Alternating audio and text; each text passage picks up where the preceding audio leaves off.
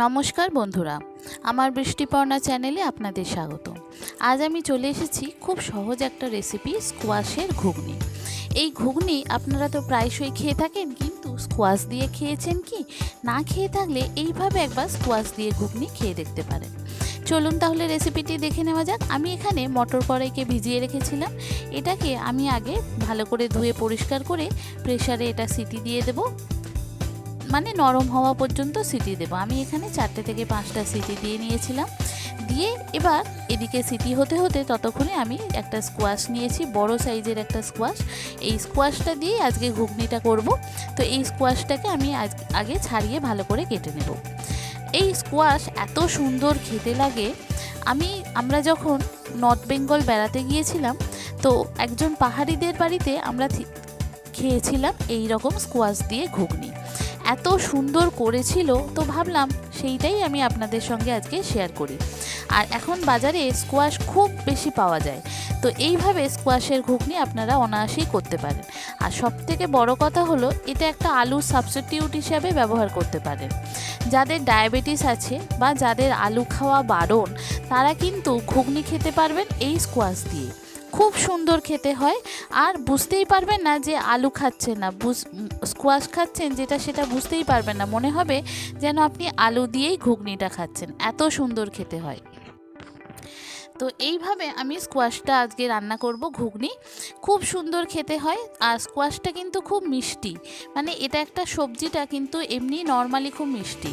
যাদের ডায়াবেটিস আছে, যারা ঘুগনি করবেন, তারা কিন্তু যখন মশলা দেবেন তখন চিনিটা ব্যবহার করবেন না, এমনি আপনাদের এটা মিষ্টি মিষ্টি লাগবে। আর আমি এখানে সামান্য অল্প চিনি ব্যবহার করেছিলাম, কিন্তু এটা নর্মালি মিষ্টি খুব সবজিটা। তো দেখুন, স্কোয়াশগুলোকে এরকম ছোট ছোট ডুমো ডুমো করে কেটে নিয়েছি। ওদিকে আমার প্রেসারে সিটিও দেওয়া হয়ে গেছে, মানে কড়াইটা সিদ্ধ হয়ে গেছে। এবার টমেটো পেঁয়াজ একটু কেটে নিয়েছি। একটা কড়াই বসিয়ে তাতে কিছুটা সাদা তেল দিয়ে প্রথমে গরম মশলা, তেজপাতা, জিরে, শুকনো লঙ্কা ফোড়ন দেব। মানে দারুচিনি, লবঙ্গ, এলাচ, জিরে, সামান্য একটু জিরে, তেজপাতা, শুকনো লঙ্কা আগে ফোড়ন দেব। দিয়ে যখন ফোড়ন থেকে সুন্দর গন্ধ বেরোবে, তখন যে স্কোয়াশটা কেটে ধুয়ে রেখেছিলাম সেই স্কোয়াশটা দিয়ে দেব। স্কোয়াশটা দিয়ে ভালো করে এটাকে একটু ভেজে নেব। নেওয়ার পর যে পেঁয়াজটা কেটে রেখেছিলাম সেই পেঁয়াজটা এর মধ্যে দিয়ে দেব। পেঁয়াজটা এর সঙ্গে ভালো করে ভেজে তারপরে যে টমেটোটা কেটে রেখেছিলাম, তারপরে সেই টমেটোটা দিয়ে দেব। দিয়ে তারপরে টমেটোটাও পেঁয়াজ স্কোয়াশ ভালো করে যখন ভাজা হয়ে যাবে, তখন যে আদা রসুনের একটু পেস্ট দিয়েছি, আর দিয়েছি বেসিক যে মশলাগুলো সেইগুলো, একটু নুন, একটু হলুদ, একটু জিরে গুঁড়ো, একটু ধনে গুঁড়ো, সামান্য একটু চিনি দিয়েছি। আর লঙ্কার গুঁড়োটা আমি একটু পরে দেব। আমার বাচ্চা আছে, ছোট বাচ্চাটা তুলে নিয়ে তারপরে আমি লঙ্কার গুঁড়োটা দেব। আর আপনারা কিন্তু লঙ্কার গুঁড়ো এখনই ব্যবহার করতে পারেন। এবার দেখুন, সব কটা মশলা একে একে দিয়ে দিলাম।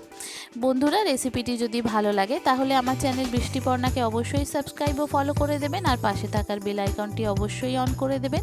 তাহলে যখনই আমি নতুন ভিডিও আপলোড করব, আপনাদের কাছে নোটিফিকেশান চলে আসবে ভিডিও আপলোডে। কেমন হলো রেসিপিটা অবশ্যই কমেন্ট করে জানাবেন। ভালো লাগলে একটা লাইক ও শেয়ার করে দেবেন। দেখেছেন কত সুন্দর একদম আলুর মতো মিশে যাচ্ছে, দারুণ দেখতে হয়েছে, আর সুন্দর একটা গন্ধ ওঠে কিন্তু। দেখুন, এইভাবে আমি ভালো করে কষিয়ে নিচ্ছি। আর ওদিকে আমার প্রেশার কুকারে কড়াইটা সিদ্ধও হয়ে গেছে। এবার এটাকে ভালো করে কষিয়ে অল্প অল্প জল দিয়ে আমি কষিয়ে নেব। খুব সুন্দর খেতে হয়। পাহাড়ে আমরা এত সুন্দর খেয়েছিলাম, ওই আন্টিটা রান্না করেছিল, মানে এত সুন্দর, কিছুতেই আমরা বুঝতে পারিনি যে আমরা ওখানে আলু খাচ্ছি না, আলুর ঘুগনি খাচ্ছি না, স্কোয়াশ দিয়ে ঘুগনি খাচ্ছি। এত সুন্দর আন্টি রান্না করেছিলেন। তো সেটাই ভাবলাম আজকে আপনাদের সঙ্গে এই স্কোয়াশের ঘুগনিটা শেয়ার করি। মাঝে মধ্যেই যখন বাজারে স্কোয়াশ পাওয়া যায়, তো আমরা এরকম নিয়ে এসে আলুর বদলে আমরা এরকম স্কোয়াশ দিয়ে ঘুগনি খেতে থাকি। খুব সুন্দর খেতে হয়। কেমন হলো অবশ্যই আপনারা কমেন্ট করে জানাবেন। ভালো লাগলে একটা লাইক ও শেয়ার করে দেবেন। যাদের আলু খাওয়া বারণ, তারা কিন্তু অবশ্যই এইভাবে স্কোয়াশ দিয়ে আপনারা খেয়ে নিতে পারেন।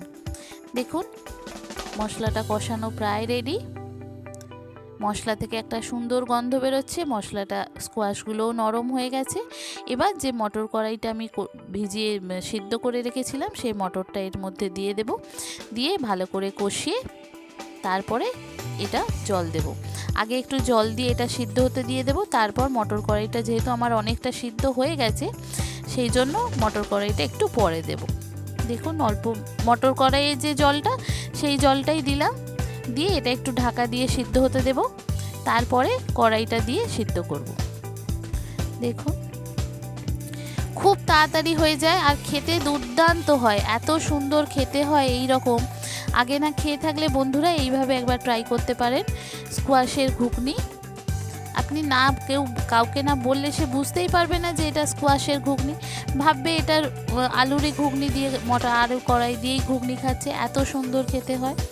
এবার এটাকে একদম ফুটে শুকনো হয়ে গেলে তারপরে এটাকে আমি নামিয়ে নেব। এটা রুটি, লুচি, পরোটা সবের সাথে খেতে পারবেন, এত সুন্দর খেতে হয়।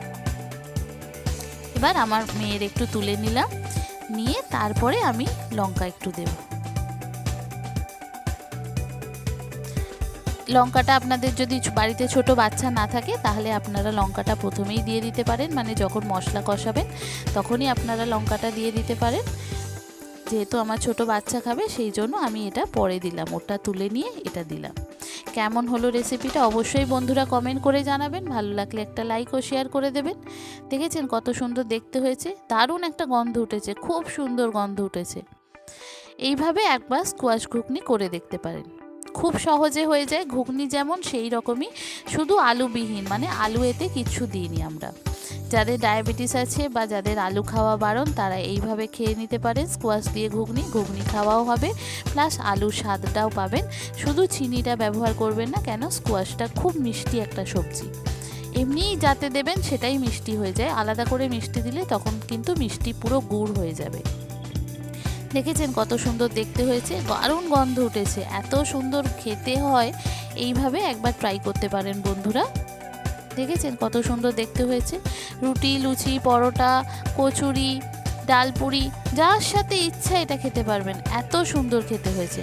এবার আমি একটু সার্ভ করব, উপর থেকে একটু পেঁয়াজ দিয়ে দেব, একটু লেবুর রস যদি ব্যবহার করতে পারেন করবেন। আমরা একটু উপর থেকে পেঁয়াজ দিয়েছিলাম ছোট ছোট করে কেটে, দিয়ে এটা আমরা খেয়েছিলাম। খুব সুন্দর খেতে হয় এইভাবে স্কোয়াশ দিয়ে ঘুগনি, আগে না খেয়ে থাকলে এইভাবে একবার ট্রাই করতে পারেন স্কোয়াশ দিয়ে ঘুগনি। কেমন হলো রেসিপিটা অবশ্যই কমেন্ট করে জানাবেন, ভালো লাগলে একটা লাইক ও শেয়ার করে দেবেন।